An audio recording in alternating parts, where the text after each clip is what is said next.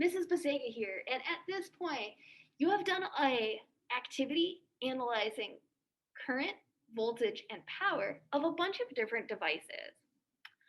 So can someone share with me, what did your data table look like? So with voltage and current and power, we had like voltage around like in the hundreds values, and things like the toaster and the microwave had less voltage than things like the cell phone. All right. We had voltage, current, and power, and you said they were like all in the 100 range? Like yeah, somewhere around there. These are all about the same. All the values were extremely similar too. Yeah. You know why that is in the US, we have a standard for how much we put for voltage from an outlet. In other countries, this amount is different, but in the US, this is all supposed to be 120 or so. Some are a little higher or a little lower, and that's because of how much current is being drawn. So the measurement is a little bit off. Okay. So we know that the voltage all stays about the same. What sort of relationship did you see then with the remaining two variables? Both of them were increasing. Like the current, the lowest was for the cell phone, which was 0.04. And then the highest was for the hair dryer, which was 13.87. And then the power kind of increased proportionally with that. All right. Cool. So current goes up, power goes up. This 13.87, that's actually really good. The highest amount of current you can have in a home power is about 15 amps before it trips circuit breakers. So 13.87 makes sense. If current goes up, there's more particles that carry energy, so power goes up. Yay! Okay, what did this graph look like? Linear. Okay, so linear, or what's another word for this graph? Proportional. Proportional. What other word? Direct. Correct. Direct. Excellent. Okay, so I currently know that current is proportional to power. So I would write this as power is proportional to current. But this funny thing happens. Did anyone's group get a slope of this line? Yeah, we had like 115. All right, so they had a slope of 115. It's kind of like the voltage. Yeah, it's kind of like the voltage number, right? This 115 is like the 120-ish. So when we write this, we're actually going to write this, that power is current times voltage. And that's going to be our power equation when we're dealing with electrical energy. Yay! Okay, so let me show you how to use this new equation. Write the little equation in the box down. Electrical power is current, because that tells you how many particles go through per second, times voltage, because voltage tells me how much energy does each particle have. All right. So let's do some math. So from this part, if you don't want to be near your mute button, that's totally fine. Let's show you how to use this one. Let's say you're given a power, current, and voltage. And this question says, calculate the power of a fridge that draws 0.7 amps from a 120 volt line. So I have the current and the voltage. I can totally do that. I've got the current is 0.7 amps, a voltage of 125 volts, and this gives a power of something like 85.2 watts. Now, a watt is a joule per second. So 85.2 joules turns into another form of energy every second. So on my fridge, it takes 85.2 joules of electricity and turns it into 85.2 joules of running a condenser to cool down the fridge.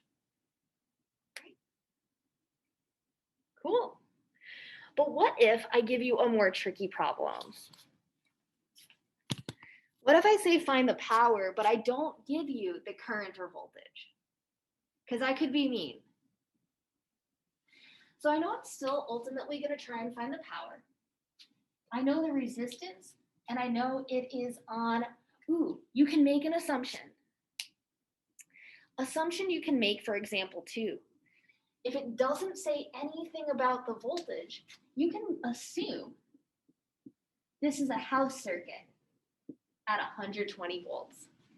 That's an assumption that's fair to make if you're not given a voltage. So I can still solve this problem. I know the resistance is 240. The voltage is 120. I can use that to find the current, to find the power. So if you get to a problem and it's like tricky, you can't figure out the power, it might be because you need to calculate the current first. I would use Ohm's law to calculate the current. In this case, the current is 120 divided by 240, or about half an amp. Then I can take that current and go find power. I can take the current of 0.5 times the voltage of 120. And so this light bulb is a 60-watt light bulb. It takes 60 joules of electrical energy and turns it to heat and light every second. That might mean it's a really bright light bulb, or it's really inefficient. It could be really inefficient. It could be turning 59 of those watts to heat and only 1 watt to light. And then it would be like a very dim, hot, useless light bulb. So a bunch of your homework is going to have power questions. A lot of them are going to be related to Ohm's law. But I said that at the end of class, I would hit on energy. I'm going to show you first like the awful way to do energy, then I'm going to show you the easy way to do energy. Okay? What I'm figuring is after I'm done with this lesson, I'm going to take pictures of the board behind me. That way you have them as like notes you can go back to later without having to watch this whole video.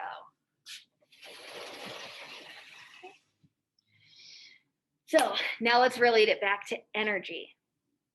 Earlier in class, we talked about how energy is power times time. And unfortunately, the standard units, energy would be in joules, power would be in watts, and time would be in seconds. And I say that's unfortunate because that makes a problem like an electric car a pain to work with. An electric car has lots of power. It has 78,330 watts of power. And if I want to drive my car for any meaningful amount of time, I need to change hours to seconds, and that's kind of a pain. So I'm going to take 2 hours times 60 minutes times 60 seconds. All right, and bad news here. This is a pain to work with as a number. Let's see if I still have it from earlier. 78,330. Oh God, we don't want to work with this. All right, so this is 5,63976.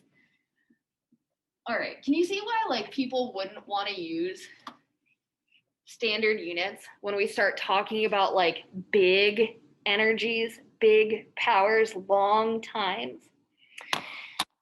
The standard would be using watts and seconds, but let me show you the easier way. Okay, this is the same problem. What if instead of watts and seconds, what if I just used power in kilowatts and time in hours? like that, because I could do that, right? This would be 78.3 kilowatts times 2 hours. And this gives 157 kilowatts times hours.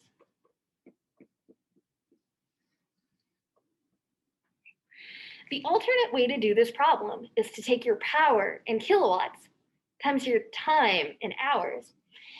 And you get this energy unit called the kilowatt hour.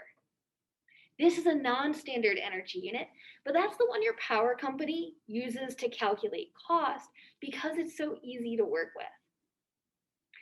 Because joules are really small, let's put the conversion factor between the two of them. Because joules are really small, there are 3.6 million joules. So how about we do 3.6 million joules equals 1 kilowatt hour.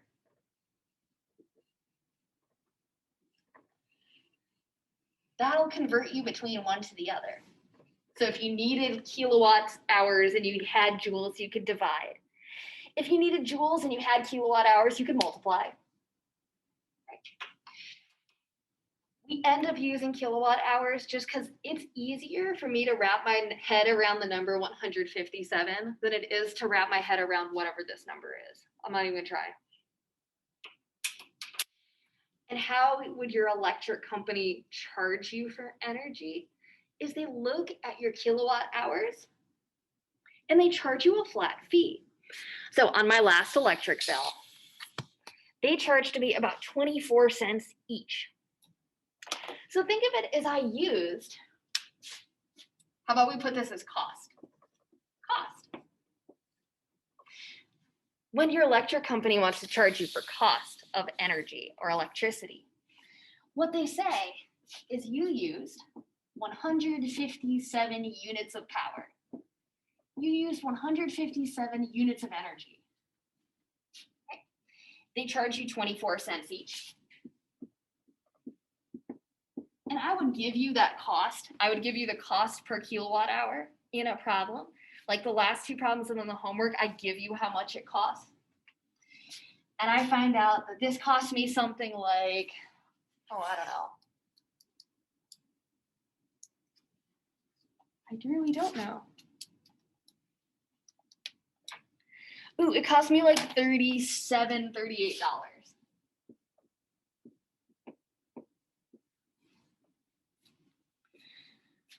So to figure out electrical cost, figure out how much energy you used, then multiply it by how much they charge you per unit of energy. So for homework then, your homework has problems that start like with the stuff we already did. So you have problems 1 through 9 are all Ohm's law. Problem 10 is like circuit logic. Then 11 and 12, like the last problems, will have you practice calculating power from resistance, calculating energy both ways, and finally calculating cost. If I had to guess, the cost problem is probably not going to be on your test, but I figure you might as well practice it, like it won't hurt. Hopefully you have a great weekend. I will see you so soon. Thank you. Bye.